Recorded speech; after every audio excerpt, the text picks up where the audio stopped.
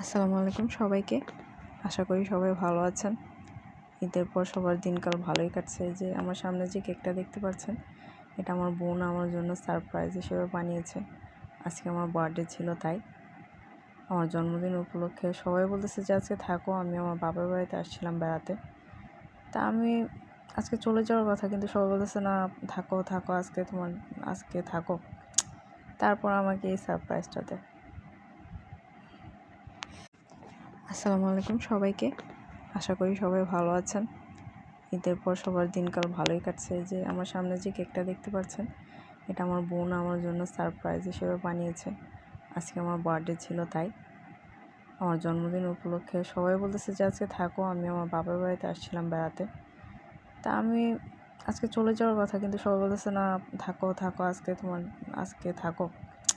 তারপর আমাকে এই সারপ্রাইজটা দেয়।